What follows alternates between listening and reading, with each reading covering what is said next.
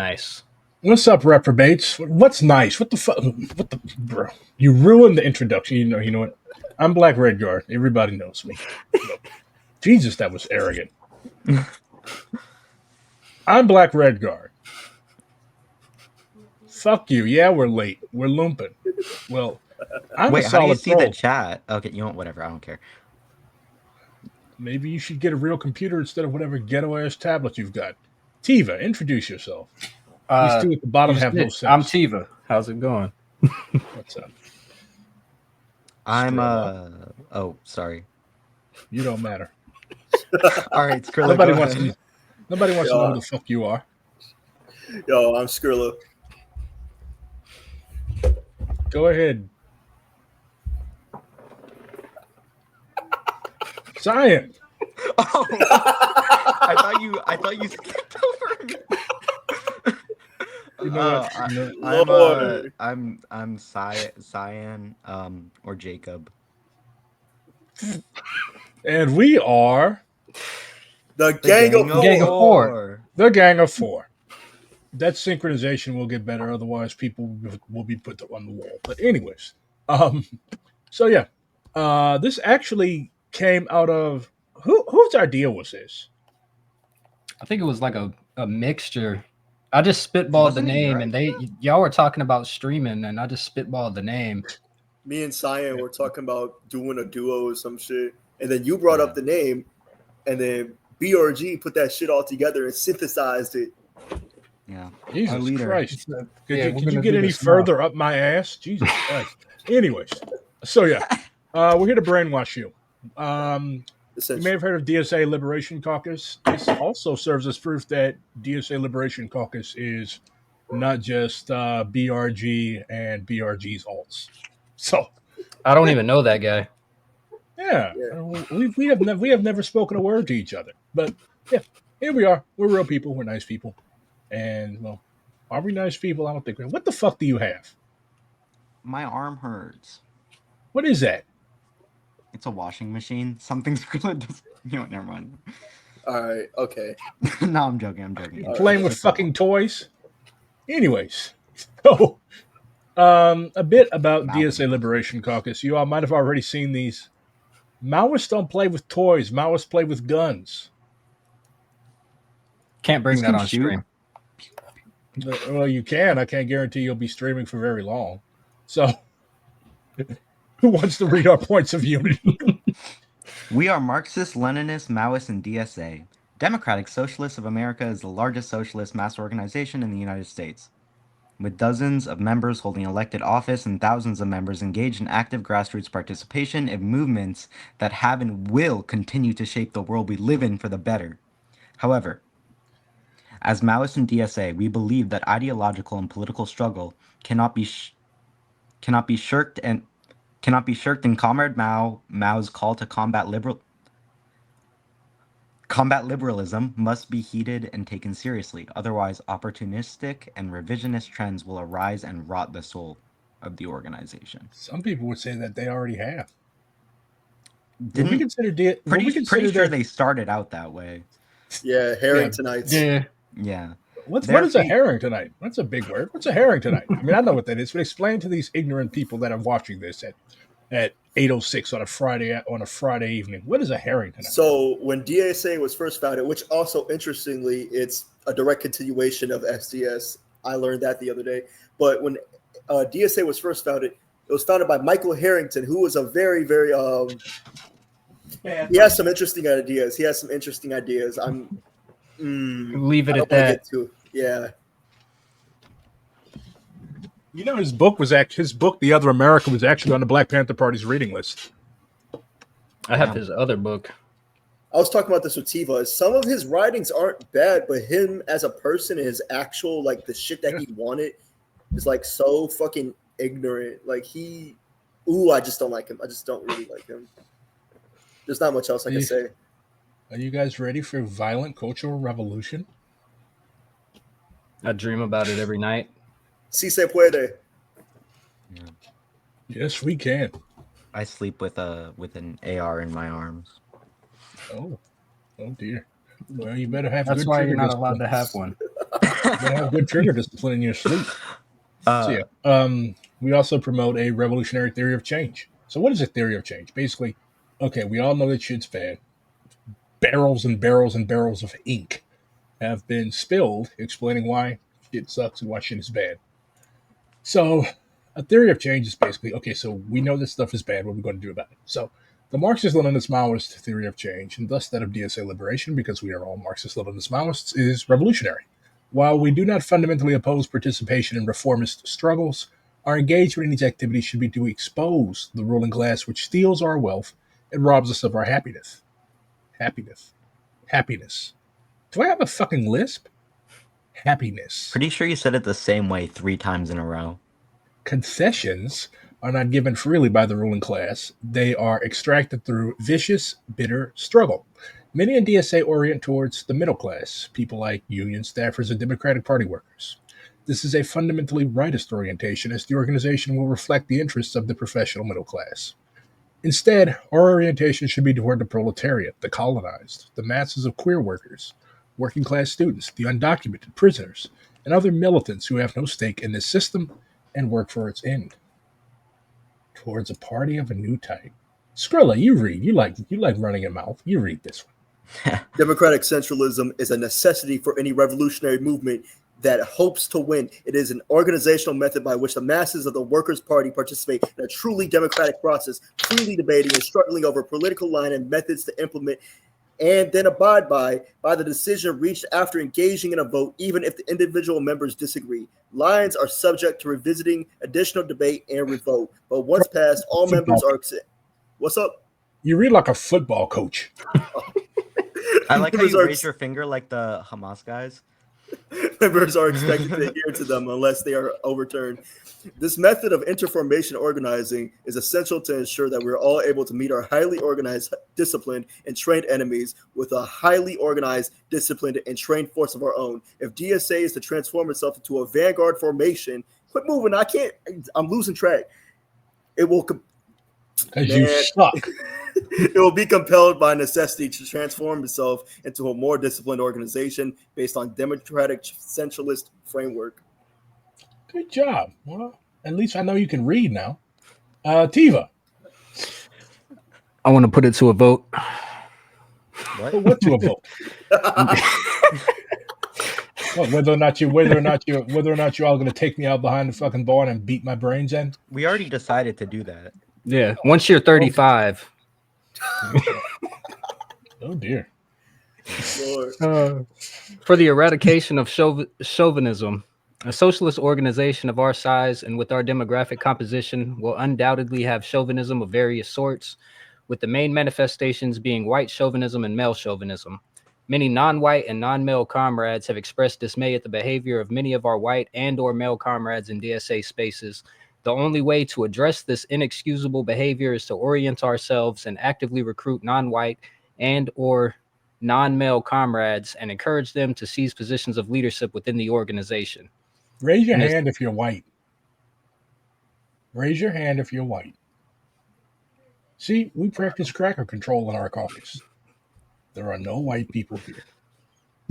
I don't know about all that. They're not allowed on camera.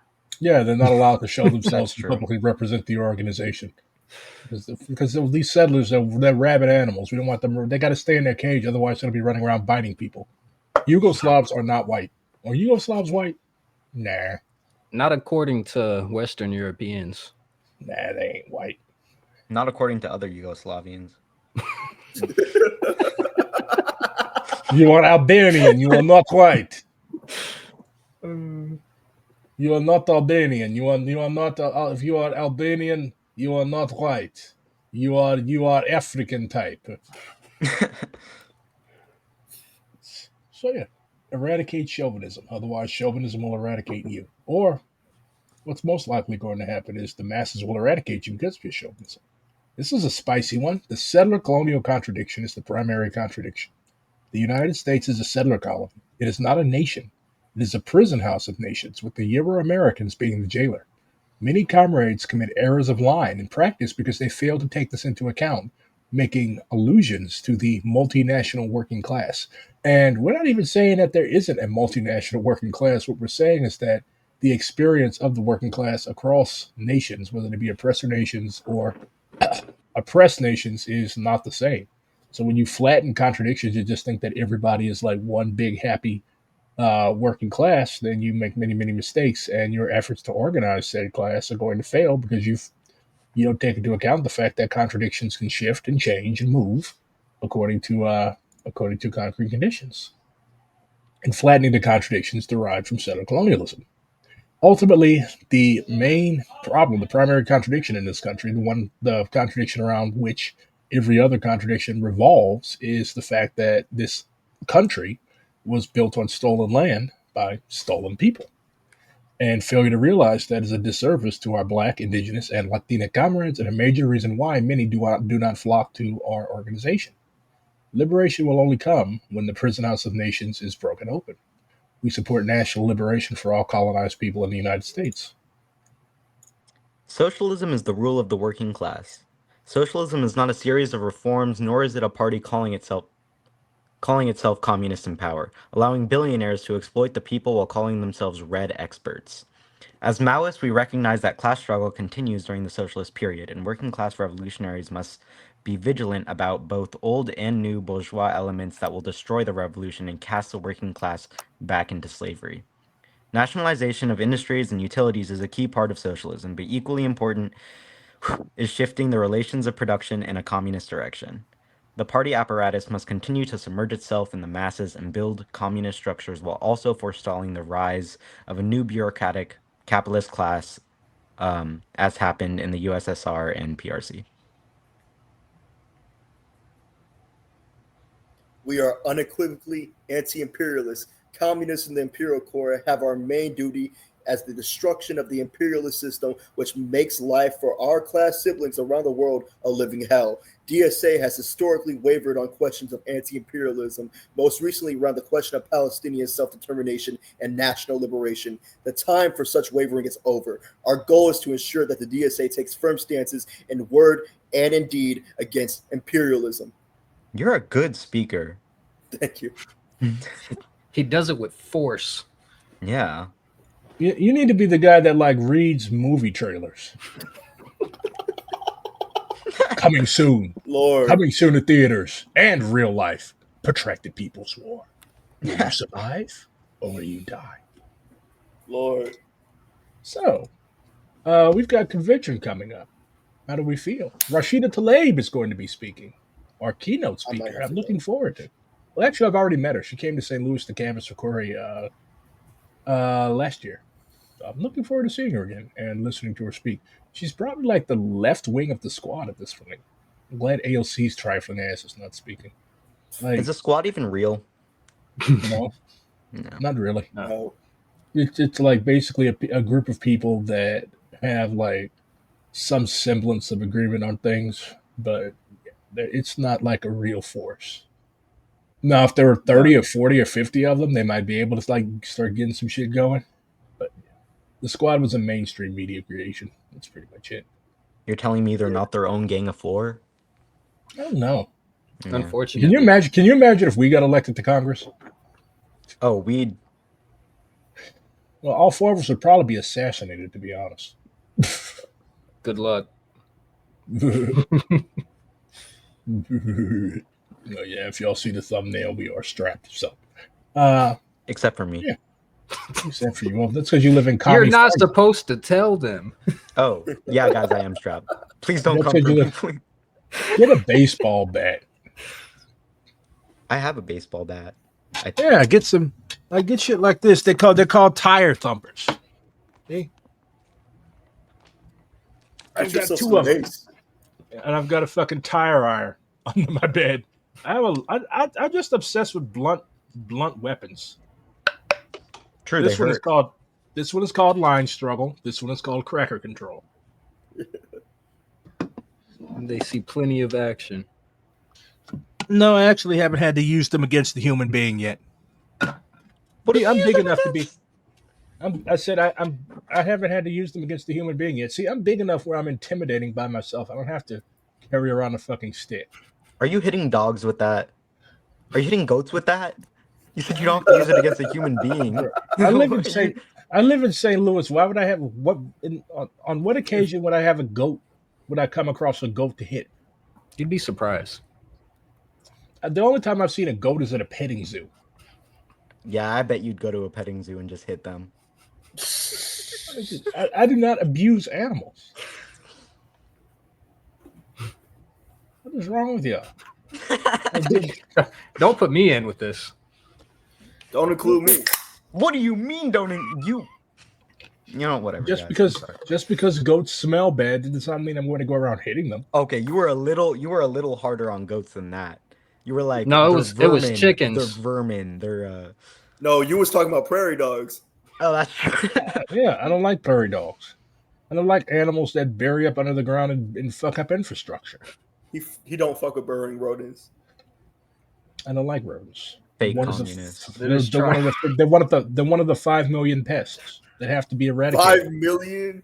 Yeah, 5 million pests that have to be eradicated. We got to get rid. We got to take out the rodents. We got to start with mosquitoes first. Oh yeah, mosquitoes are actually good. Okay, you want whatever. Well, go outside, stand outside, and let them bite the shit out of you. Since they're actually. I've gotten bitten by mosquitoes quite. You ever been bit by one of them Southeast Asian ones? Yes. I don't believe that. What do you mean? I've seen the biggest fucking mosquito. You wouldn't believe what I've seen. Well, yeah, you did. Yeah, you are Hawaiian, so I'm. Yeah, like what the fuck? I do. Yeah, I do think. Have you seen flying cockroaches land on your fucking face? I don't want to. I hate bugs. Yeah, they should all die. Every single bug. Another liberation comrade has offered to make Berea for us. Fuck yeah. What the fuck, sir? What the fuck purpose? Thank you, cigarette enjoyer. What the fuck purpose does mosquitoes serve for the ecosystem? Mosquitoes are not any animal's main source of food. They would have a minimal impact on the ecosystem if they just disappeared. Yeah, they're parasites. They're literally parasites. Who needs parasites? I actually just made that up. Yeah, you're making shit up. You're making shit up like vegans always do. Oh my God. The tardigrades, they're so important for the ecosystem. We can't kill the tardigrades. Y'all make your own imaginary shit about vegans, okay? Bats. We're just chilling. Who needs bats? Bats carry rabies. Bats eat moths, beetles, and flies more than they eat mosquitoes. Bats make diseases. I'm good off bats. Yeah, bats we make diseases. Bats are cute though. But look, as a human, I'm biased towards my own species. Right, I want to survive. I'm not a fucking mosquito. If you care about your own species, destroying the ecosystem isn't good for the continuation. I was killing the mosquitoes, destroying the ecosystem. They can bring diseases. I'm not saying killing mosquitoes is bad for the ecosystem. They give you encephalitis. You know what encephalitis is when your brain fucking swells up? Mosquitoes kill people more than people kill people.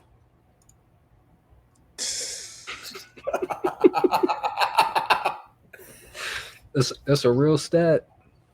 So, what is our reading for this week, comrades? I'm actually the only philosophical trends in feminism. Yep. Philosophical trends in the feminist movement. Yes.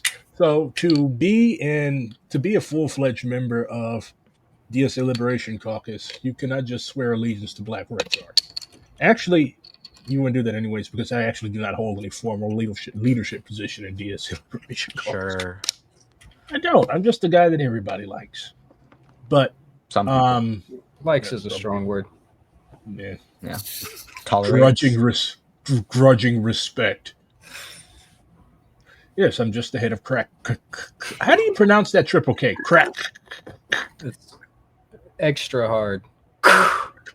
Crack control. Crackers. Yeah. Anyways. So what do you have to do to be in liberation? You have to read for 10 weeks. Do y'all like the readings? I love the readings. They're really good. Why are you fucking lying? Y'all are some lying motherfuckers. I read ahead. What do you mean we're lying? They're good readings. Are you just insecure? Are you insecure about the books you assigned? Are you like... I didn't assign y'all this shit. I helped put together the list, yes. Okay. All right, yeah, guys, I have no role in any of this. I'm not. I'm just here. I'm just a little guy that likes to read. But yeah, this week's reading is Philosophical Trends in the Feminist Movement by Avanti. What's Avanti's real name? Aduraja Gandhi. There you go. I forgot his name for a second. Her. Look at Cyan running away in embarrassment. Wait, what? You went dark for a second. Yeah, this is what we're reading. So, how many of us have finished? I have not finished. I haven't either. Boo. Nah. All right, you all are going to be shot after we finish. All We right. still have 3 whole days. In the chest only, please. All right, so yeah, from what you all have read so far, what do y'all think of it? Is it good? Is it bad? Good. I think it's good. Good. My DSA chapter is actually reading this next month, and I actually did not suggest it. It was another comrade that suggested it. But yeah, because especially in DSA, like these trends that she's talking about, liberal feminism, radical feminism, and it's not just about feminism. Like the critique of these philosophical trends can be applied because these trends also exist in the New African Liberation Movement. They exist in pretty much every movement for people's liberation that exists. Like postmodernism is not just in the feminist movement. Liberalism, radical types of stuff that's divorced from a class analysis. It's present everywhere. So this is not just useful for thinking about the feminist movement. These philosophical trends need to be criticized because if they're allowed to hold too much sway, they're going to fuck some shit up. And are we dogmatists? Like, do we think that everybody absolutely must be Maoists? No, because that's impossible. But it helps. Oh, look at Red Seder. He's finished. That's a cool flag. It is a very cool flag. It's a little busy though. Dane, is that you? Weirdo. Dane is actually another candidate comrade who designed the version of Glocky that's in the thumbnail. I'm more partial to his version. It's nice and clean. Yeah. I'm a little messy with my Glocky. But things are messy. Things are messy. Yeah. Maybe I should draw one. No, I don't want to draw one. Don't do that, please. Do not. Wojak Glocky incoming. Yeah, I make Glocky is already a Wojak by definition. Why'd you make me and Tiva seem so like tired and like dead? Like I'm curious. Like is that how we come off? I'm a diesel mechanic. I'm already dead. So.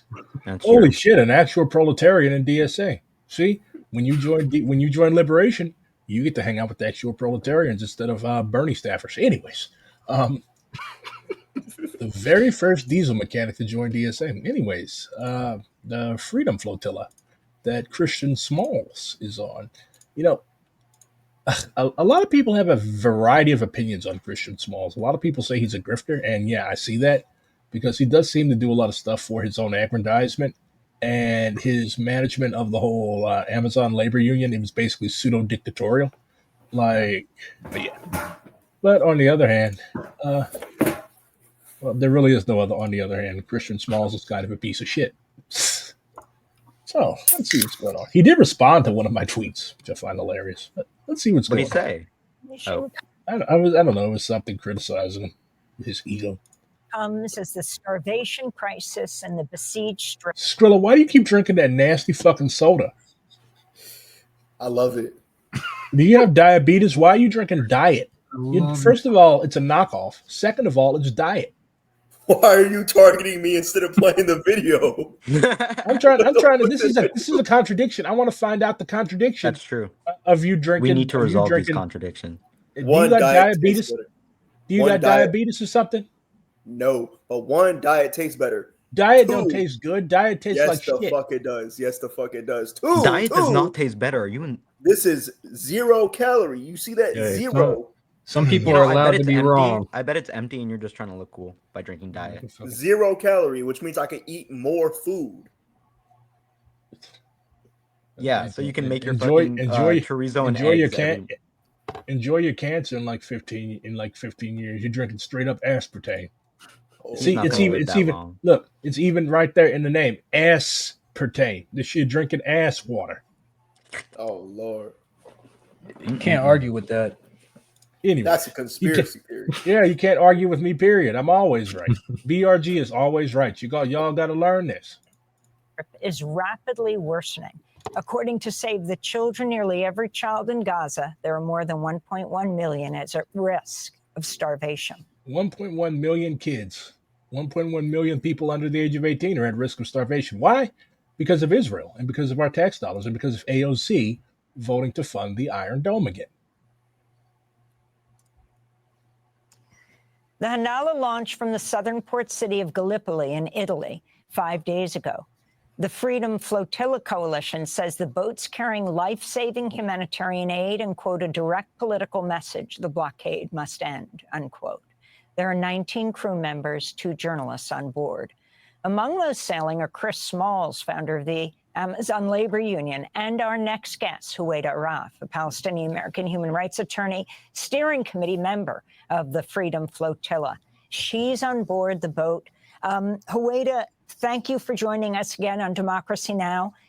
Talk about what you faced. You said that the boat was sabotaged twice and what you're hoping to accomplish. If y'all had the opportunity, would y'all go on one of these trips? Yeah. Fuck yeah. Yeah, I'd go. I've never been on a boat before in my life, but I would definitely go. Would you go, Cyan? Yeah. No. Hell yeah. At least none of us are cowards. How about chat? Would you guys go on a Freedom Flotilla? If you say no, you're getting shot. Freedom Flotilla. What is it? What is your obsession with shooting people? We don't shoot people. We convince them. You want I'm just ruthless projecting. struggle. I'm just projecting because I'm the only one that actually can't Holy do shit. that here. A white person that doesn't know how to swim. Jesus Christ. I Skrilla can't doesn't swim either. either. Skrilla. But I'll still go. We got into a whole argument actually. I remember that. Yeah. Michael Padilla would.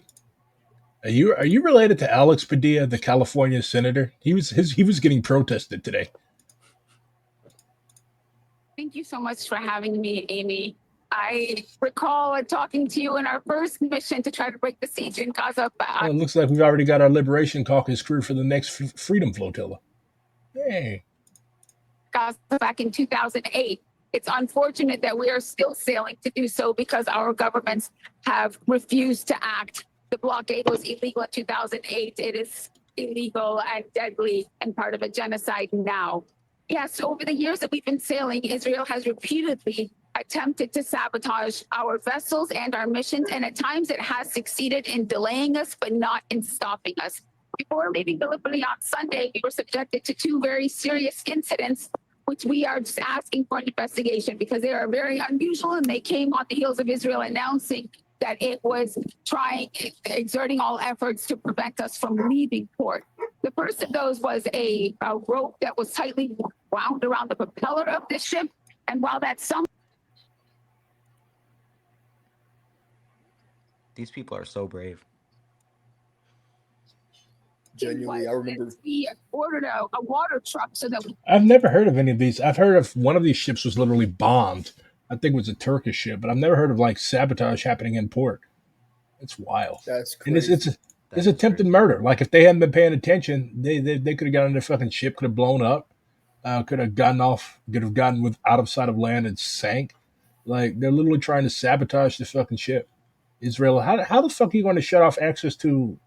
And they're doing all this shit in international waters. Like Israel does not own the Mediterranean. It's fucking disgusting. can fill the They do have tanks of the impunity, ship, though. the water tanks with water that we could use throughout the journey. It is 7-8 days before we reach from Gallipoli to Gaza. And instead of water, the truck brought sulfuric acid. And luckily we had not connected the hose The truck brought sulfuric acid, so basically trying to to the boat. but our crew had smelled something, and when they turned on the faucet, they were splashed and burned. That could have. Jesus Christ.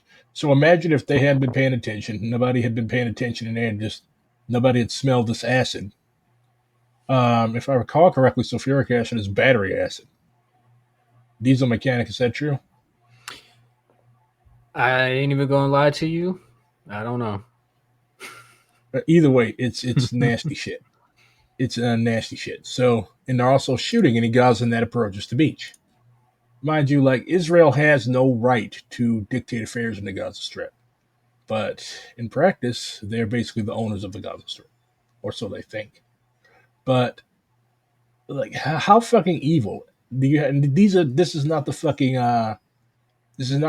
Irish in America running weapons to the IRA. These people have a small amount of food, water, prosthetic limbs, because the Israelis love blowing off people's legs, shit like that. And you're really going to roll up a truck and make the people drink sulfuric acid.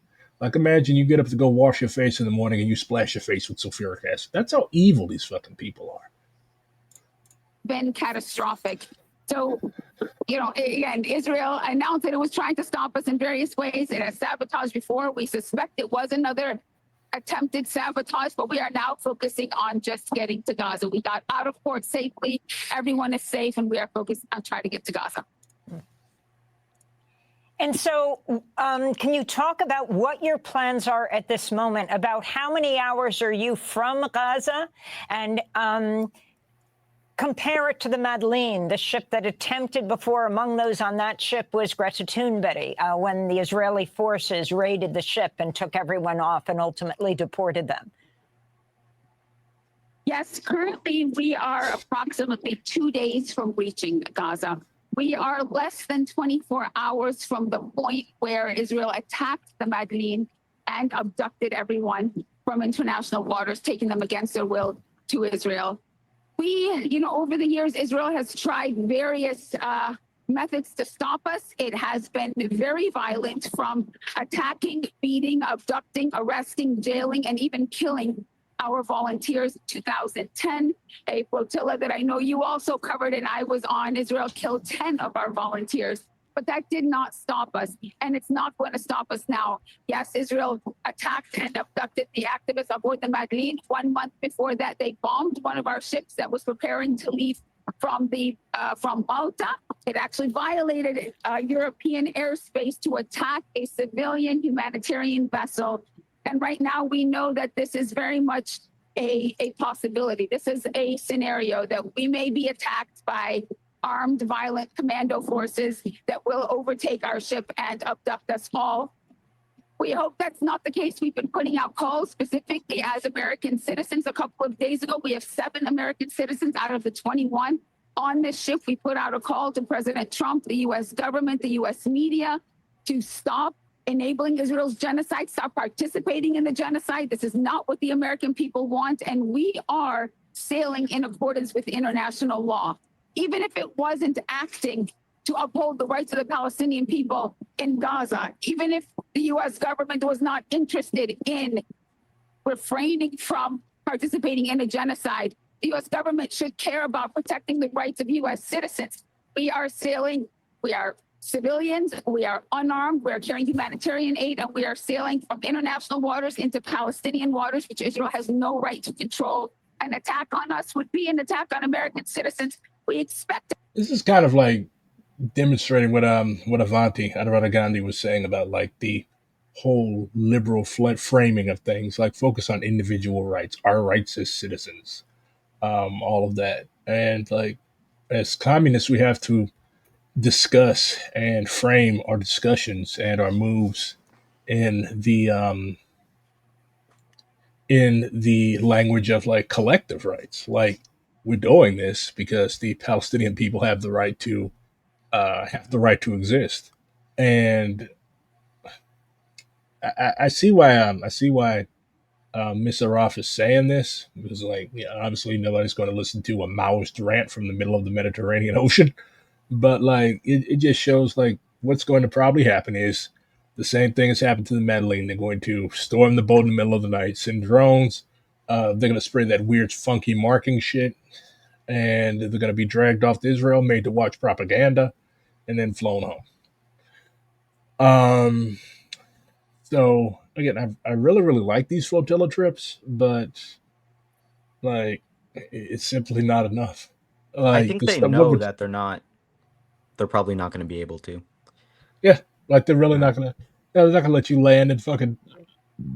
They're not gonna let you land on a fucking beach and just start offloading supplies. It would be cool if they did. Well, it'd be cool if Israel fucking disappeared tomorrow. But as dialectical materialists, we know that that's not going to happen. Why? Because the United States, their sponsor, is not going to let them disappear. So that's why both the United Also, States and Israel have to disappear. I get what she's saying with the optimism. In a perfect world, the United States would care about its citizens, but as we've seen throughout history, just look at the 1980s move bombing. Like, they don't care. They don't give a fuck about you. No. Whether you're an international or you're domestic, they're not going to give a fuck. They're going to let you die. I mean, you can even go all the way back to 2003 with Rachel Corrie. Like, Yeah, US ran a citizens girl over with a bulldozer. don't care. Yeah, her parents Nothing- are still nothing part of. about it. Her parents are really, really active in the Palestinian solidarity movement in Seattle, which I think is where she's from. But like, yeah, like they do not like if you do not toe their line, like just both Palestinian American and Israeli Americans have been killed over there. But do you see politicians? Do you see John Fetterman's uh, schlumpy ass wearing a Palestinian flag? No, but you see him wearing that ugly yellow ribbon for the hostages. And they're not even hostages, they're prisoners of war. But you like it's just sickening and disgusting and maddening, the double standard. Like, if something happened to anybody here, like, they wouldn't give a fuck because, for one, we're black and brown, and for two, we are communists. So yeah, we're basically like And We're they fucked. probably were behind it. yeah, And exactly. to see people like AOC and shit defending this shit is just so embarrassing for DSA as an organization. Yeah, And she should have been thrown out. She should have been thrown out a long time ago. Speaking of that, you guys remember that explosion that killed those 3 sheriff's deputies yesterday? Apparently, somebody stole a grenade. So we've got loose grenades going around. Nice. Fuck yeah. I hope they use it well. For the low cost of $50 and a bunch of federal paperwork, you too can own a hand grenade. Oh, I'm gonna get on that. Unfortunately, also, you got a tax stamp. I'm not paying that goddamn tax stamp. Yeah. So, speaking of AOC's janky ass, there's a petition that Liberation Caucus is co-sponsoring with, like, AOC sucks so bad that she's got DSA trots and DSA Maoists working together. How many signatures left? We reached 500 a few hours ago, and now the call is to get to 1,000. So basically, the goal is to get enough DSA members, particularly convention delegates, to sign this petition, which I'm going to link here. Please do not sign this petition if you are not a DSA member. But yeah, is to hopefully try to, well, for one, it's a list building, but also to get enough people to pay attention, enough people on the NPC to pay attention, so that there can be a meeting to discuss this Iron Dome vote. Because, like, I don't know about y'all, but I'm tired of DSA's name being mud. You can't sign it. You're not a DSA member, you stupid Serb. Anyways, I will sign petition. Black man asked me to sign petition. I will sign petition. I only know how to make X, but I will sign petition because black man probably plays basketball very good, and I want him to help Serbia build new basketball team. Anyways, I don't know who you're LARPing right now, but you're Serbians. So, DSA issued a statement. It's actually a pretty good statement. Yesterday, the U.S. Congress once again increased spending on war instead of the services and protections that working people desperately need. In a vote of 221 to 209, Congress approved House Resolution 4016, the Department of Defense Appropriations Act, sending a staggering $831.5 billion. $831.5 billion to the Pentagon. This money will be used to fund militarism abroad and Israel's ongoing genocide of the Palestinian people. Democratic Socialists of America stand in unwavering solidarity with the Palestinian people in their ongoing struggle for liberation and against the United States-backed Israeli genocide in Gaza. This means opposing any and all funding to Israel as it continues its genocide, including a full arms embargo. An arms embargo means keeping all arms out of the hands of a genocidal military, no exceptions. This is why we oppose Representative Alexandria Ocasio-Cortez's vote against an amendment that would block $500 million in funding for the Israeli military's Iron Dome program. While the Congresswoman voted against the defense appropriations bill itself, voting against funding for the Israeli military industrial complex and the Israeli genocide, we were further deeply disappointed by her clarifying statement on her position regarding the Iron Dome. Along with other U.S.-funded interceptor systems, the Iron Dome has emboldened Israel to invade or bomb no less than 5 different countries in the past 2 years. Providing any aid to Israel as they carry out a genocide with U.S. support is completely unacceptable. This is even more true of military aid of any kind. Any funds that go to Israel help assist this brutal genocide. Any support for Israel legitimizes its elimination, its campaign against the Palestinian people. The fact that Representative Ocasio-Cortez acknowledges that Israel is carrying out this genocide makes her support for military aid all the more disappointing and incongruous. It's She's not all talk, no incongruous. game.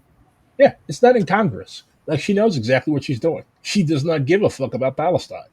She gives a fuck about Her career. launching a failed. And let's be real. Even if they use AOC, they do not trust AOC. Yeah, they're not They gonna. do not. they're- No. They are not going to, because they do not trust AOC, and they sure as fuck do not trust. This is why I always laugh when people say that DSA is an arm of the Democratic Party. Democrats hate us. The Democrats do not trust DSA.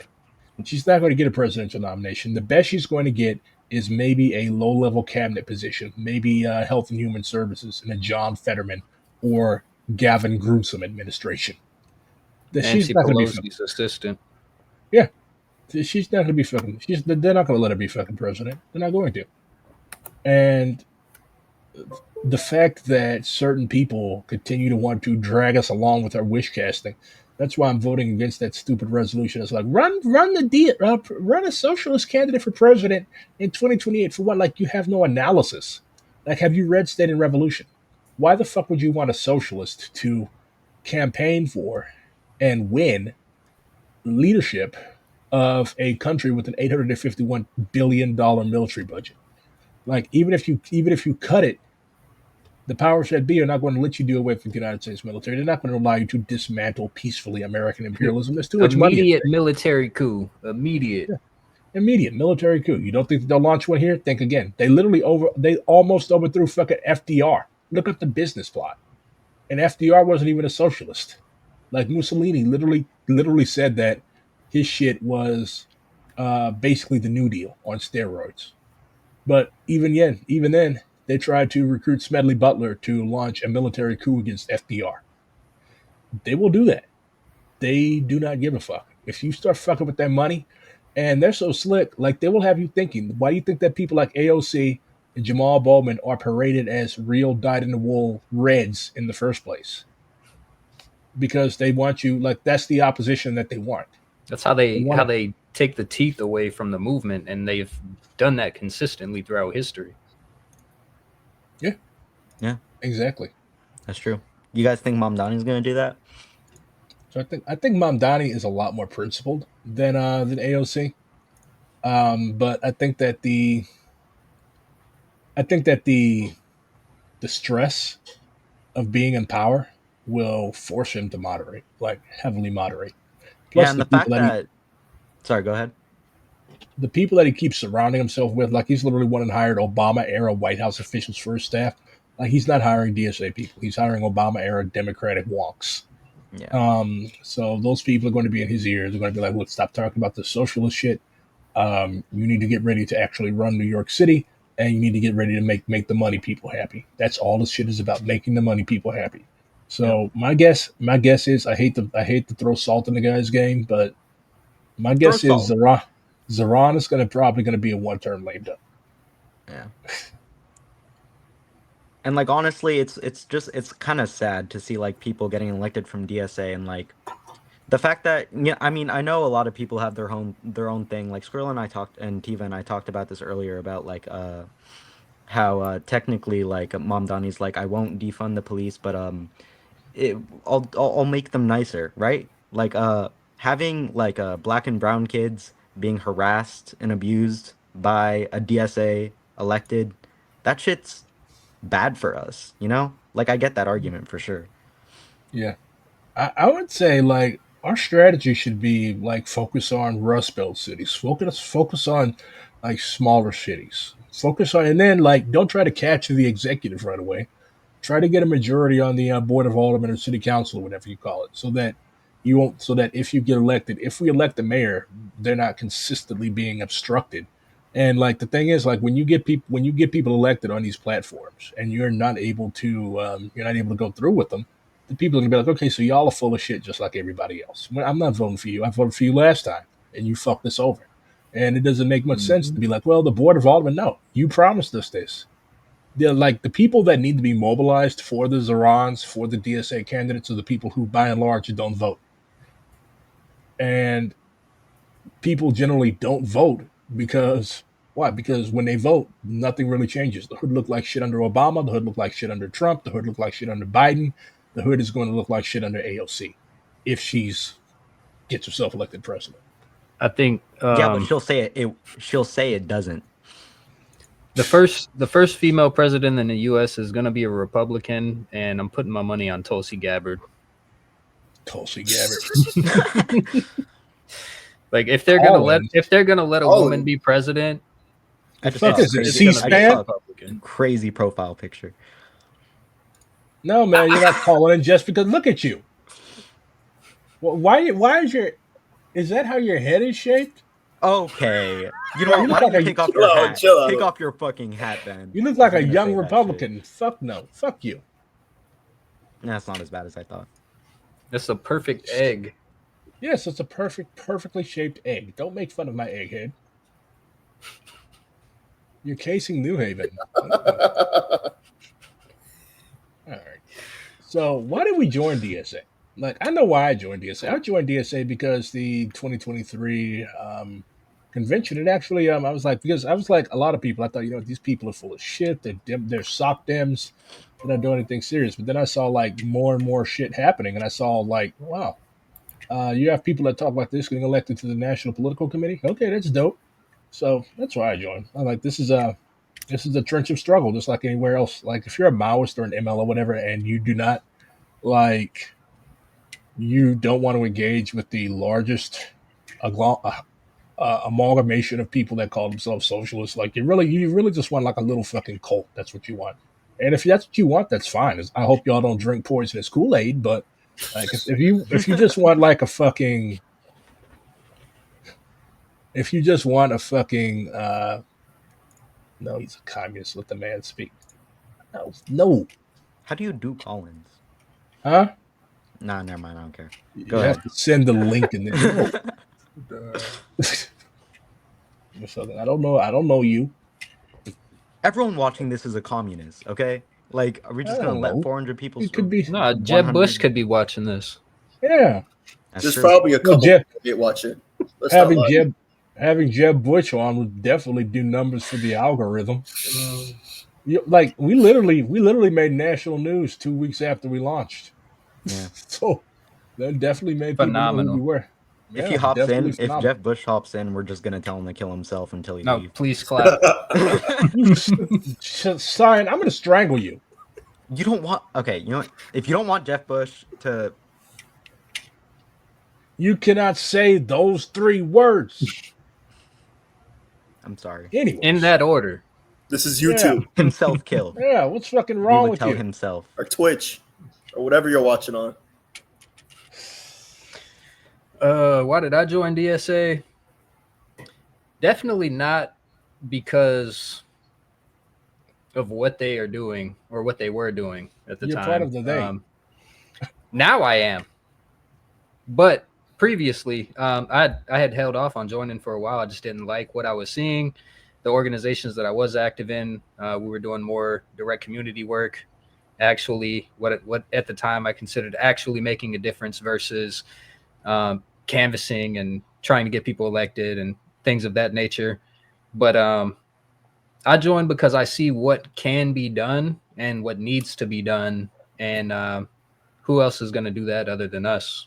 The principled people, the Maoists, the Marxist Leninists that hold true to the ideology versus reformists that get wish-washy and flip-flop and always give ground to somebody that wants to take from them. So I think we need to work towards having an actual hard party line. Stop with all of this. I don't even know how to word it. I want to say get rid of the big tent, but that would be frowned upon. But They yeah, wanna we need kill to us. we need to Liberation, put they the wanna get work rid of in. all of us. We need to put If the you work say, in. if you get rid of the big tent, then we're going to be thrown out. Right, we're We're gonna part be of the the first big ones. We're gonna be the first ones. They're already plotting it. They wanted us out like 2 weeks after we started because of No, they wanted us. Yeah, like they were literally spamming a member of the NPC. Like, can I you saw please throw that. these people out? Can you please throw these people out? Like, we didn't even break any rules. It was we need signing a to petition, for fuck's sake. we need to do the work, obviously, and there's a lot of work to be done to bring people over to our line, or not even just bring them to our line, but to have them see what needs to be done, whether they agree with it 100% or not. As long as they're doing the work to lay the foundation, that would be preferable to phone banking and canvassing and then calling it a day. Even phone banking and canvassing, like if it's guided by a revolutionary line, like those things can still be useful. Like it's Yeah. good to develop lists of people that agree with us or can be mobilized. But like if you're just doing that as strategy, no, that's not good. Yeah. Skrilla, why did you join DSA? All right, so I've held my beliefs for a very, very long time, but never really decided to act on them up until my girlfriend was like, "Hey, I don't feel safe. I feel in danger." So I was like, "Okay, I need to get active, and I need to understand what I can do to make sure she doesn't feel this way, or make sure other people don't feel this way." I looked around my area, and I'm from Northwest Indiana. You know, I live right outside Chicago. To have to travel to Chicago every time something's happening, it'd be inconvenient. It wouldn't be the best. So I looked local. DSA was there. First, I was like, hey, I'm a little abrasive of DSA just because like I've heard so much shit about DSA. Looked into it. My chapter was led by like someone in Red Star, and I fuck with Red Star.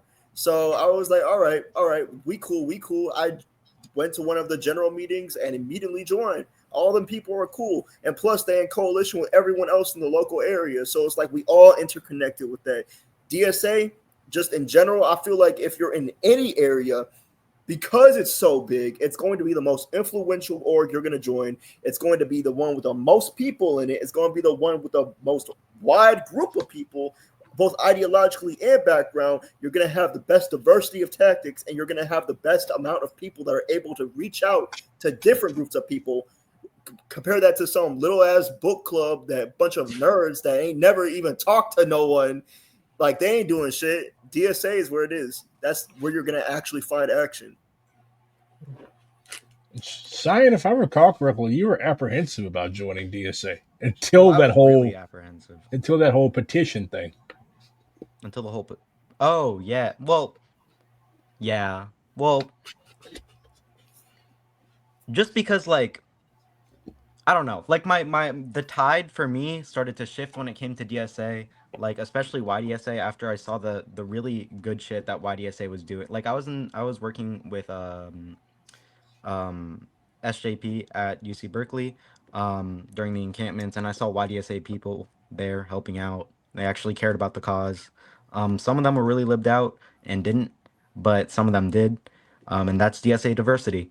Berkeley is based. UC Berkeley is like the spiritual home of the American Maoist movement, right? No, yeah. Like We have a that's where shit. Bob Avakian and all YDSA, those other weirdos were. UCB YDSA is basically just the youth wing of the Communist Party of what we will have in a few years. But why did I actually join? Yeah, I was kind of just like, I was always apprehensive to DSA. I joined a few meetings. A little bit before, there was like this resolution in the East Bay chapter that was about like developing an independent party line, and especially one that was anti-Zionist. And it failed, which turned me off the essay a little more. But then I saw there were chillers in there. That's you guys.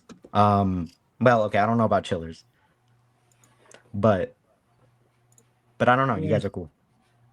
So You're part of the you guys. So, what? So, besides philosophical trends, what is everybody reading this week? I found this really, really. I used to be like a big kites junkie, and I've reread this article when we write on our enemies. It's basically like how various communist parties were able to like root themselves in cities, and it spends a lot of time in particular on the PCP, which I know Comrade Skrilla is in particularly big fan of. Yeah. Wait, you said this is called what? This is called When We Ride on Our Enemies. It's in Kite's I journal. bet. I'm going to put it in chat. Yeah. I know you are like, I have an instinctive distrust of Gonzaloites, but you can be a pet Gonzaloite. You're not even a Gonzaloite. You're just an edgelord. But yeah, it's really good. I highly recommend you check it out. It's like one thing about the Shining Path is that technically they almost won. And if it hadn't been for that fucked up Jefe Tura, like Gonzalo is the eagle of our party, like if they had actually had a second string of people that were actually ready to take over the party and they didn't implode after Gonzalo was captured, they probably would have taken over Peru. Of course, what they would have done in Peru is a matter of debate. My guess is it would have probably ended up like to be it. Well, my take is that they would have either had to like greatly moderate their positions. Otherwise, they would have been international pariahs because they wouldn't have been able to trade with the Chinese. They wouldn't have been able to trade with Europe. They wouldn't have been able to trade with the U.S. So their economy would have been screaming a bit, and the people would have been taking up arms against them. So they would have had to have, like, by necessity, moderate, especially after Gonzalo died. Or they would have ended up being like some type of weird, fucked up autarky like North Korea. No, but they almost won. They need to be studied. I mean, technically, they didn't synthesize Maoism, but they played a heavy role in like codifying the Maoism that we uphold in DSA Liberation. But no, DSA, we are not the Red Guards coming in. We're not going to be jumping on people at meetings. What are the rest of you reading? I'm actually picked back up Politics in Command. I had started a couple weeks ago, and then I started reading through like 2 or 3 different books, and then got caught up in the coursework. So, Congo Diary episodes of the Revolutionary War in the Congo. I'm at the part where Shay got the shits. Yeah. We kept trying to incorporate Congolese into our little army and to give them rudimentary military training so that this nucleus might save the most important thing, the soul, the life of the revolution. But those charged with imparting the divine breath, us Cubans, had an even weaker grip on it ourselves. The effects of the climate were still being felt as gastroenteritis was added to the endemic malaria. Until the rigors of the task got the better of my scientific spirit, I noted in my field diary my own statistics. I had the shits more than 30 times in 24 hours. That's what happens. Yo. That's what happens when did he you wash his that's ass what, though? that's what happens when you Shay's personal hygiene habits were notoriously Atrocious. bad. Yeah. very He did not wash his non-Maoist. ass. That's That's what happens when you go to the jungle, my brother. There's leaves Ooh. and shit. I don't know. I'm reading something similar right now, actually. Oh yeah? Oh yeah. I'm reading Where's my fucking Jasinski? Iron Felix, where are you? Yeah, I was reading Zerzinski's prison diaries. I don't know where they're at though. That man was a master of escaping like prison camps. Yeah. That man was Houdini. No, he was Zerzinski. God damn it. That's one thing I'm good at besides getting books, it's losing books. Where the fuck is my Zerzinski? No, recently I've been reading Memoirs of an Italian Terrorist by Giorgio. You're an Italian terrorist? I did that tracks. Skrilla left It was Chimera. Plead the fifth. no, he was a Marxist-Leninist. He was a member of the Red Brigades back in the 1970s. Have you read Strike One to Educate 100? I haven't. You should. I think you'll really like that one. It's basically like an overview of the Brigate Rosi. I lent it actually to an Italian friend, an Italian comrade in St. Louis. He never gave it back. Why? Because he's Italian. You do not need to be reading out a sheet. This book is for Italians only. Oh yeah, Georgia's Abdallah was freed today. I saw that. We're gonna have a celebratory. A celebratory fucking a drink. Yeah. Non-alcoholic. It's tea. Oh shit! Give me a quick second. Oh, they found out you've been It's reading a bad books. long-awaited homecoming. Celebrations erupt at this airport in Beirut as crowds hail the arrival of pro-Palestinian militant George Abdallah, following his release after more than 40 years behind bars in France. It's the longest incarceration in France's recent history. It's a great day for us, people supporting the Palestinian cause all over the world. We are happy that finally George Abdallah is free. We thank him for the sacrifice he made for all of us. It was a sacrifice for freedom, and he has turned into an icon that inspires us all to believe that our sacrifices are not in vain. Despite all the hard times and all the defeats, that our sacrifices will be fruitful for the coming generations, so that we can achieve freedom and justice for Palestine. For many in Lebanon, George Abdallah was a political prisoner. The now 74-year-old had been serving a life sentence in France for complicity in the murders of 2 diplomats, 1 American and 1 Israeli, in 1982.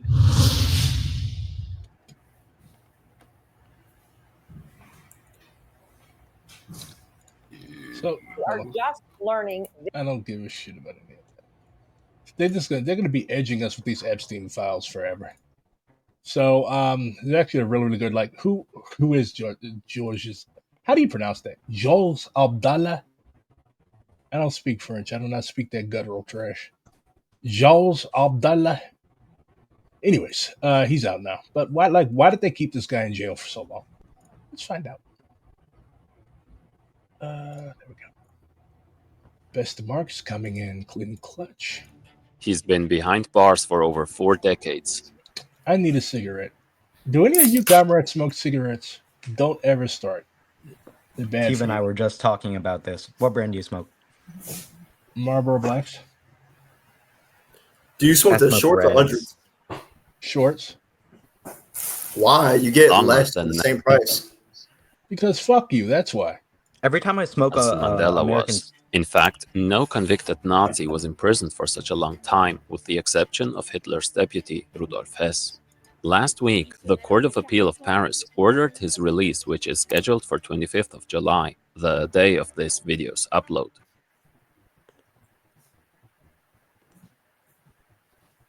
Under one condition, that he be permanently expelled from French territory and deported to Lebanon.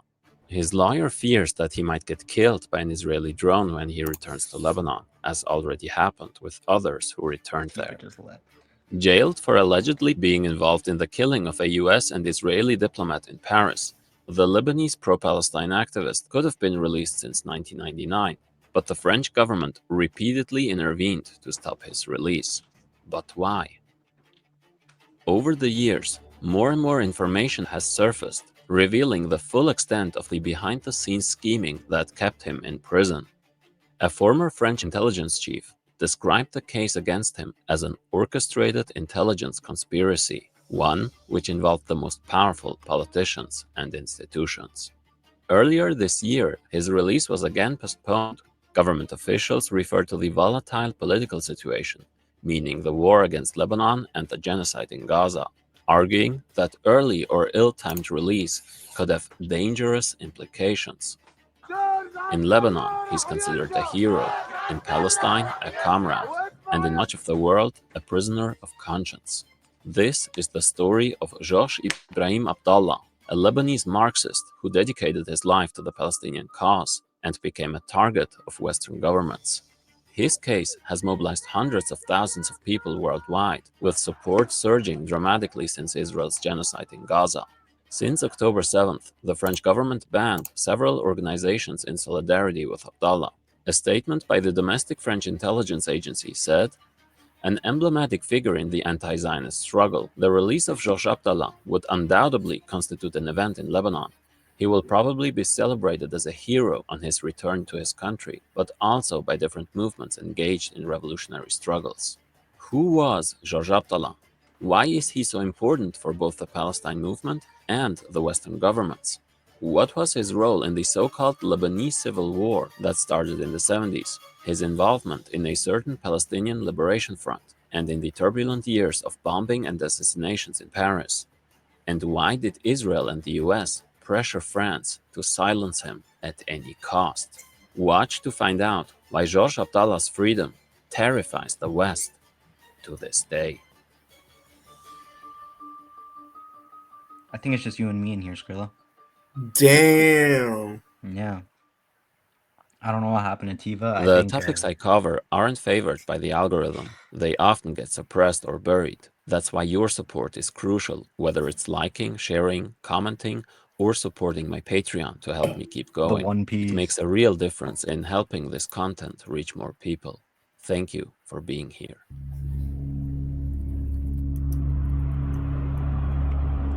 In October of 1984, Josh Ibrahim Abdallah, who lived in Switzerland at the time, went to Lyon in France to get a deposit for a rented apartment. There, he noticed two men following him around, suspecting they were agents from the Mossad. Turns out they were from French surveillance, which had been monitoring him for some time. On that day, they arrested him for carrying a fake Algerian passport. Abdallah was seen as a top figure of the Farl, a Marxist-Leninist guerrilla group demanding French forces leave Lebanon. The only charge the authorities could prove was his use of false travel documents. The group's members, in order to pressure his release, kidnapped the French diplomat in Lebanon. Then, the French intelligence agency struck a deal with the Farl, and they released the diplomat. However, in an unexpected turn of events, French authorities claimed they discovered a gun and explosives in an apartment linked to Abdallah. And pretty sure Tiva just called himself a Mossad prop. In 1987, French prosecutors charged him with complicity in the assassination of Israeli diplomat Yakov Barsimentov, who was killed by a female gunman in 1984, and in the killing of Lieutenant Colonel Charles Ray, a decorated Vietnam War veteran, and officially a US military attaché in France. As later revealed, Ray's role in France extended well beyond his official title. Although the prosecutors requested no more than 10 years, the court gave him a life sentence, typically 15 to 20 years in France. Something weird was happening behind the scenes. While police said he led the Farl, senior French intelligence officials questioned the significance of his role at the time. By 1999, Abdallah had served enough time to be considered for early release. Since then, multiple French courts have ruled in favor of his release, but each time, the French state blocked it. 2 years later, Abdallah's former lawyer admitted he had been recruited by French intelligence to spy on his client. I thought you were talking Diplomatic about cables released by WikiLeaks reveal that, despite his health significantly worsening since 2007, the US State Department under Hillary Clinton repeatedly intervened to ensure he remained behind bars. In 2012, Abdallah was again granted parole. A year later, according to the leaked documents, Hillary Clinton personally called the French foreign minister that face to pressure makes me French murderous. authorities in finding a way to block the court's decision to release him. The interior minister ultimately complied and refused to sign the deportation order. Why was the US so adamant about repeatedly blocking his release? To give a more complete answer, we need to go back in time and learn about the so-called Lebanese civil war in the 70s and Josh Abdallah's role in it.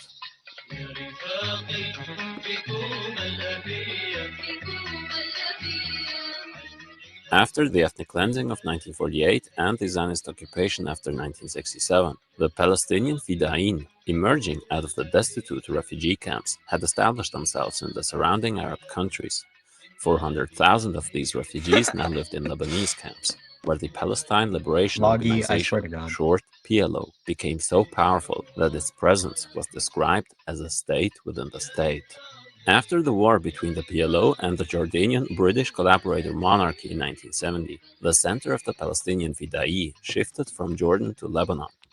Just as in Jordan, the Palestinian refugee community there would link up with local revolutionary groups in their mission to liberate Palestine, and thus proved a danger to the ruling collaborator class in Lebanon. The Lebanese masses cared deeply about the Palestinian cause, and many would join the ranks of the Palestinian guerrillas.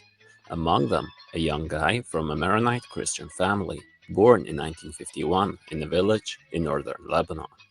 His name, George Ibrahim Abdallah. The war in Lebanon between How was the 1970 SIG? I sure as fuck hope you weren't posting revisionism while I was gone. My bad.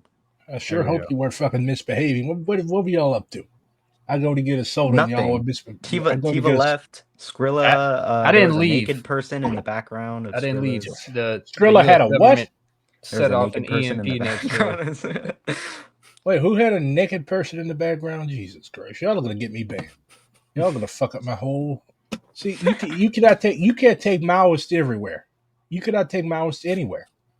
You can take me anywhere. Just lumping fucking. My girlfriend gutter, walked by. lumping fucking gutter rats. That was just my in girlfriend. Don't worry. 1990 is frequently painted as a civil war between different religious communities, which masks the underlying colonialist and imperialist roots for the tragedy. This soda is fucking hot. The French colonial mandate entrenched a sectarian political system designed to Sprite. I don't drink off-brand soda like Skrilla's trifling ass. preserve you the drinking a ruling Celsius Maronite this Christian late? class dominance. Huh? So why is Cyan drinking a Celsius this late? He just had one. It helps me sleep. It helps me sleep. You're gonna ruin your kid. You're gonna ruin your kidneys. You're gonna go to sleep for good. What do the kidneys do again? I'm just joking. They like help you shit. Though. This is Sam's Cola. This isn't Coke. Anti-revolutionary which was aligned soda. with Western powers, True. marginalizing and economically excluding the significant Muslim minority and working class, favoring the rich, centered in Beirut's banking and service sectors. The PLO's armed presence in the refugee camps and the Lebanese left's support for Palestine and working class liberation threatened these pro-Western elites, which is why the US, France, and Israel started The old mayor of St. Louis, Francis Slay, he was a Maronite. supplying arms and intelligence to the notorious Phalange. Boo. The Phalangist party was led by These fuckers actually That's actually a bone in your finger. Phalanges. It's phalange, not phalange. Jmayel family with close ties to France and Israel. Pierre Jmayel had modeled the party after the Francoist Falange of Spain, the Nazis and Italian fascists, adopting brown shirts and the fascist salute. The PLO correctly accused the CIA of helping the Phalangist militias procure weapons from European black markets, and was convinced that Henry Kissinger was instigating the chaos about to come in order to exclude the PLO from the ongoing so-called peace process in favor of Jordan. It's rarely mentioned that Israel started airstriking Lebanon already before the official outbreak of the war in 1975 to crush Fatah land, the PLO guerrilla power zones in the south. Meanwhile, the Lebanese opposition united under the Lebanese National Movement, short LNM. This is how we're gonna have to dress. Everybody go get a trucker jacket. I have a plaid shirt. Yep, we're going back to 1981, fellas. communists go. and progressives. Its general secretary was Muhsin Ibrahim. If you remember, we already talked about him in my video about the PFLP, the Popular... Where is this person from? What type of accent is this? German? I don't know. All the videos he makes are about the Middle East, though. Deutsch. Oh. Makes me think he could be. Never mind. Maybe Kurdish. I don't know. I was gonna say Turkish because he said German accent. Yeah, there's a lot of Kurds in Turkey. I mean, there's a lot of Kurds. There's lots of Kurds in Germany. Liberation of Palestine. Neither of them want them. The PFLP, as part of the PLO, will maybe Turkey should grant self-determination to the Kurds. Also fight and ally with the LNM and attract many young Lebanese. So I hear German and I hear Swedish. Same thing. To their ranks. Among them, a secondary school teacher, George Abdullah. What is it with teachers and becoming communist revolutionaries? You've got Mao, you've got Abdullah, you've got, I think Uncle Ho was a teacher. It's all the reading.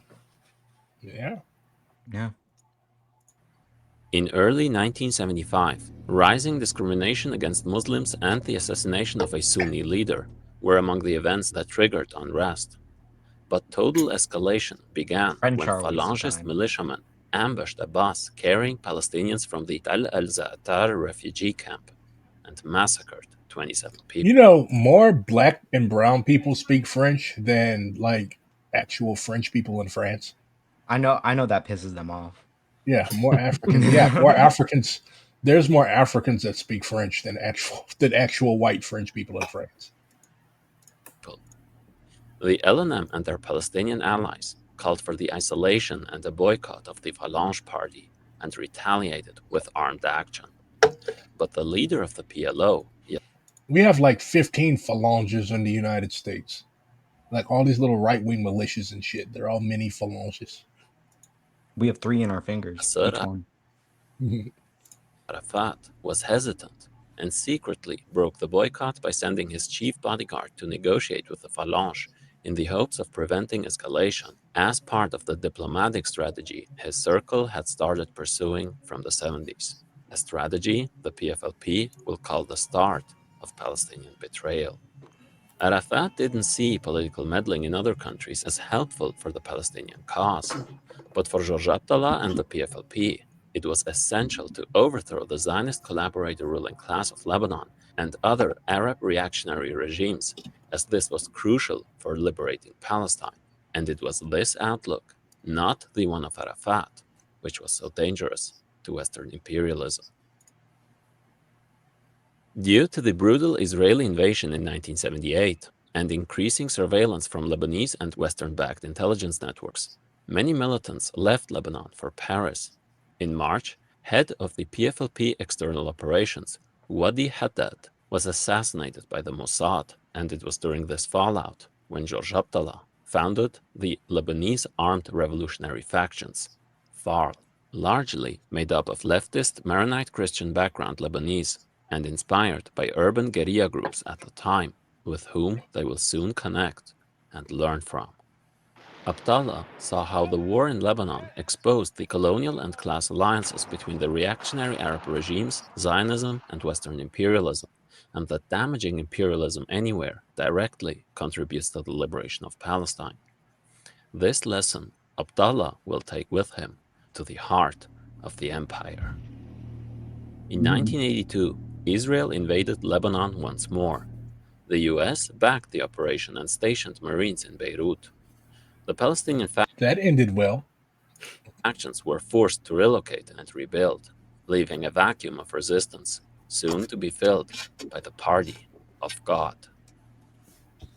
That same year, the notorious Sabra and Shatila massacre took place, where thousands of Palestinian refugees were slaughtered by Falangist militias with the complicity of the IDF.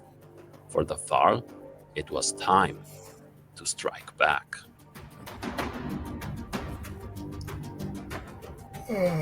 At the time, The French capital served as a strategic internationalist hub for both refuge and the opportunity for organizing anti-imperialist operations, particularly in solidarity with Palestine. The Farl now acted both in Lebanon as part of the successor front to the LNM and in Western Europe, where they will claim responsibility for coordinating 7 attacks in France as retaliation for French imperialism and support for Zionism in Lebanon. The Farl asked in a statement, "Who are the terrorists? Is it them, or is it, quote, those who kill a young West Bank Palestinian because he resists the annexation of his country by Israel, those who bomb the civilian population in southern Lebanon?" Abdullah never denied his role in the anti-imperialist struggle, but the evidence for his direct involvement in the killings was never proven. Still, he always refused to apologize and to renounce his views. When he was sentenced for life, he told the court, quote, "If the people have not entrusted me with the honor of participating in these anti-imperialist actions that you attribute to me, at least I have the honor of being accused of them by your court and of defending their legitimacy in the face of the criminal legitimacy of their executioners." In 2012, the Lebanese Prime Minister went to Paris and asked the French government to let his compatriot Abdullah out of prison, calling him a political prisoner. The French court in charge of terrorism cases was ready to agree, but the ministry's political will was missing. What does it mean to be a political prisoner? God, Paris looks like shit. Look at that place. It's crowded. It stinks. Infested with rats. What was all the colonialism for? Yeah, people shit in the river. People speak French. That's true. Let's not get out of hand now. That's a crazy statement. This place looks fucking. It just looks gross. It's a 2,000-year-old city, and it's built on top of dead bodies. Like they've got like thousands of people in catacombs underneath the city. You built a city on top of dead bodies. Do not insult our people. We bury them over. Where are we supposed to do? Throw them in the river? We build the catacomb. We charge you many dollar, many euro to come look at the dead body underneath the city. And you, Mr. Black Man, why do you always talk shit on the French? We are good people. You are racist against French people. You cannot do that. Now, if I call you racial slur, then you will cry and you will be like anti-black. But you make fun of the French. We help you. We are taking the uranium and the gold because it is reparation for helping you. Let's look at the example of a baguette Nazi, Maurice Papon. Papon was found guilty in 1990. A baguette Nazi. There is no such thing. We did not work with the Nazi. We did not work with the Nazi. We fought against the Nazi. This is nonsense. You are slandering the great French people. If it weren't for the French. Helping the... If it wasn't for the French, who would colonize Africa? Poured over 1,000 Jews to Nazi concentration. If it wasn't for the French, the uranium and the gold in Mali and Niger and Senegal, it would be took by Russia and China. You want to be slave of Russia and China? You want to be slave of civilized French? Why are you so good at this? Do you practice? Like in front of a mirror? He was jailed. No.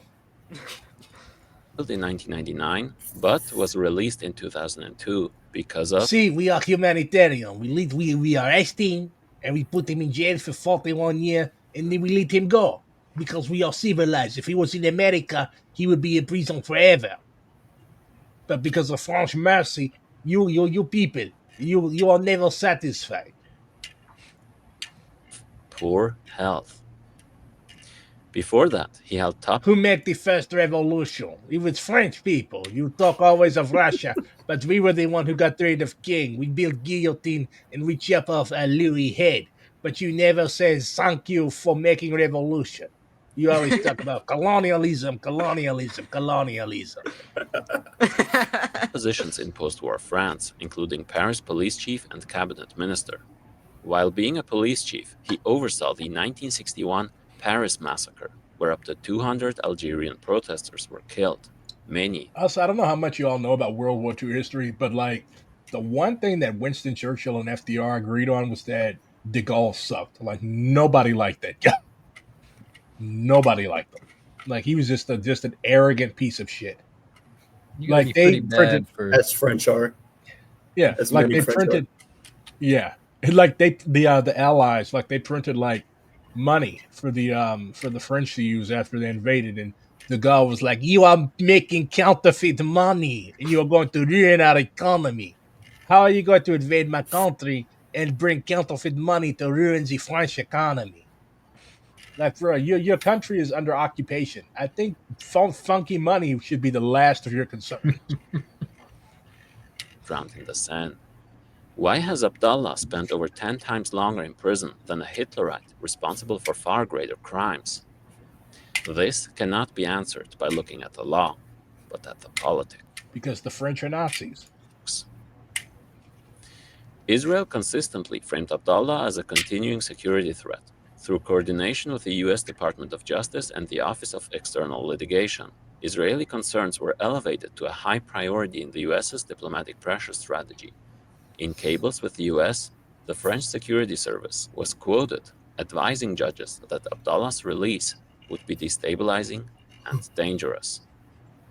Throughout the 70s and 80s, several Palestinian officials in Europe were assassinated through the involvement of the Mossad, the Israeli intelligence agency, which, of course, enjoyed total impunity. Though the official role of one of the killed, James Ray, was listed as Assistant Army Attaché, in reality, it was reported that this function served as a cover for CIA or DIA operatives, especially during the Cold War. So locking George Abdallah behind bars is not merely about punishing a militant. It is part of a broader war between imperialism and anti-imperialism. For the United States, keeping him imprisoned serves to equate anti-imperialist resistance with terrorism. Releasing him would shatter that narrative, undermine years of propaganda, and represent a symbolic concession to armed struggle, an outcome that would damage the aura of imperial authority and expose the fiction of the peaceful liberal order. The French ruling class shares these anxieties. Abdallah has long been supported by leftist, anti-colonial, and pro-Palestinian networks in France. His release could re-energize revolutionary organizing, especially among immigrant, working-class communities, already critical of France's colonial legacy and repressive, racist domestic policies. Israel knows and fears that Abdallah's freedom would further validate armed resistance as a legitimate response to occupation. Did y'all know Netanyahu like speaks English fluently with the Philly accent? Yeah, I've heard. Yeah, It is so fucking. It is so fucking. It is so fucking surreal. Like this guy Have you has seen like that recent interview with the Nelk Boys? That shit. Don't even get me started. Was that the one? That shit was terrible. Was that the one where he said that he likes Burger King? Yes. Yeah. Like, why do you keep? Why do people keep platforming these horrible people? Like, they gave him. He gave the Nelk Boys a list of like questions to ask him. That was like. It's fucking dumb. And then like this whole fucking sphere. It's just it's stupid. Like that Jubilee shit. Why the fuck would you? It's like Jerry Springer for nerds. Like you put me in a room. Like what? Why would you voluntarily enter a room with 20 fascists? Like you're not gonna win. All you're doing is making some fucking slot merchant money and debasing and degrading yourself. Like Mehdi Hassan. Well, Mehdi Hassan has always been a piece of shit, to be honest. But like, So like if anything, videos like that just show that talking to people is not going to change their mind. It's not. No, especially talking to the masses change their mind, but Nazis are not the masses. Like, we were talking about this earlier too. Like a lot of people are focused on how can we change the backwards mind. You don't even need to worry about them. Well, we do need to worry about them. The backwards we need to worry about them. But like there's the people that are set in their way. They're not going to change their mind. And then there are the people that were raised that way but they can be taught another way to look at things. And that's kind of the divide and the backwards. But you should really be focusing more on the intermediate, and those backwards that are semi-self-aware will just follow that crowd. I feel like the only reason to ever go on a Jubilee like video is if you crank your hog to like intellectual debate. If you crank your hog for intellectual debate, you have a serious problem. Oh yeah, I'm having one of the YDSA NCC kids on tomorrow. Trey from Vermont. He's a funny guy. It should be fun. All right. Maybe he's watching this. So, we're your gang of four. The gang of four. Cyan is about to fall asleep. What? It's all that Celsius. No, I'm not. I'm Yes, fine. you are.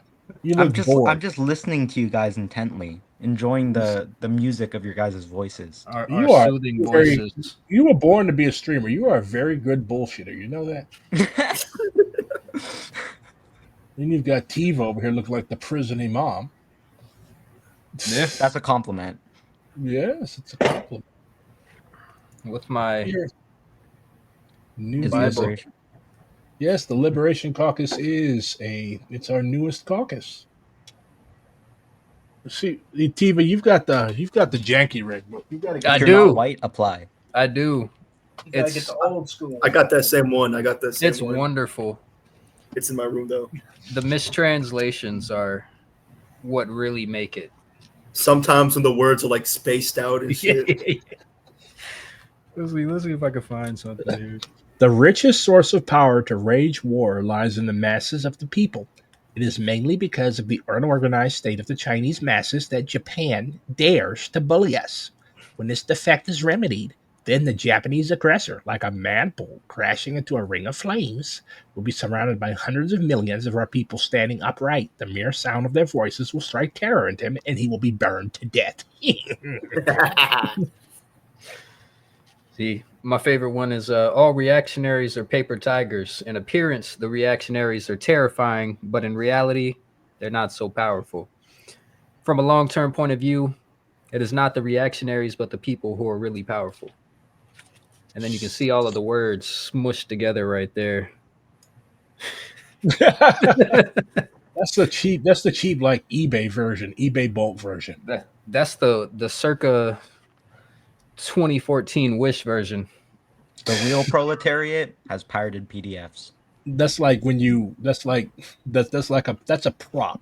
Like over in China when they dress up as red guards or something, like their version of like cosplaying hippies for Halloween is red guards. So like when they dress up as red guards, they'll have those cheap.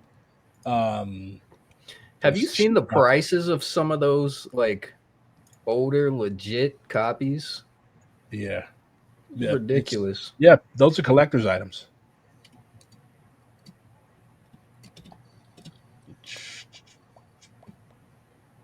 All right.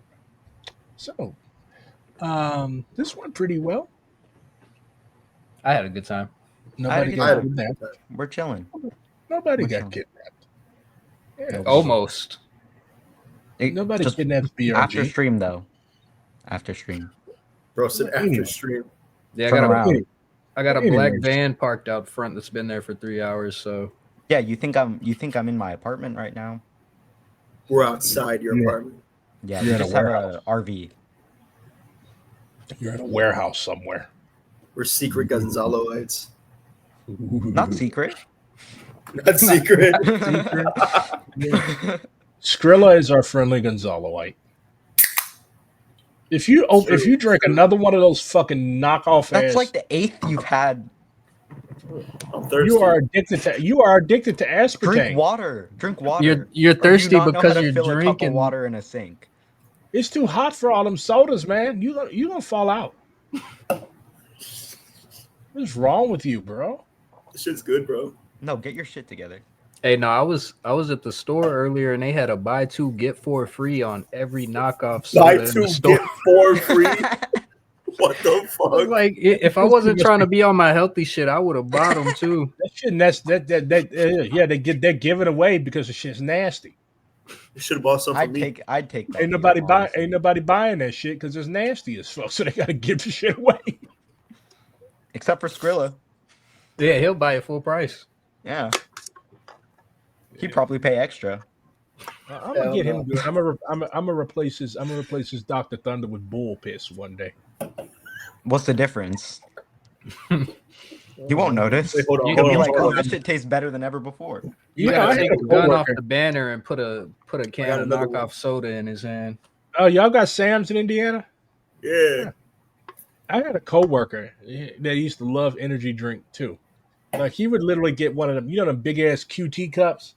He would get one of those shits. He'd fill it up with ice, and this motherfucker would take like, what is wrong with you? What is it with you and Pitt? Look, stop. Look, there are 541 people watching this. Stop trying to subject the entire world to your piss fetish. Anyways, this guy would take like 3 or 4 monsters and just pour them over in there, and then he would put sugar in the shit. I'm through. What is wrong? Oh my god, that reminds me of the drink I made. Oh yeah, the battery acid. I knew you were going to say something like that. This motherfucker took. Okay, so you had a base of what energy drinks, right? A couple Red it was Bull, a White Monster. No, it was White Monster. White Monster. It was a White Monster. Then you took all the candy for some reason and you dissolved. I'm like, is this some type of like Zoomer lean or something? What Yeah, is that it? sounds like lean. No, don't even do that. It's just a nice little snack. That's all it is. A nice little snack. You ain't going. By the time you're 30, you is not gonna have a single tooth in your head. He might have one. Why you got I'm gonna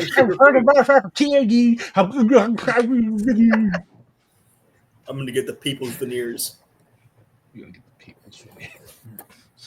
That's just rocks from the garden. I would prefer to have my teeth. That's why I'm drinking sugar free. You're gonna be walking around looking like James Brown at 30. That's what happens when you don't. Light skinned James Brown. You need teeth. I think Dane wants to play Arma, so I think we should wrap this up. But join DSA and apply for liberation in the fall. Yes. We need more soldiers. Will you be admitted? We are not a paramilitary organization. But will you be admitted? It depends. It depends on if BRG, Skrilla, Cyan, and Diva like you. Yeah. Yes, we are. Particularly BRG. Actually, BRG is not going to be part of that soon. So just it's mainly Tiva.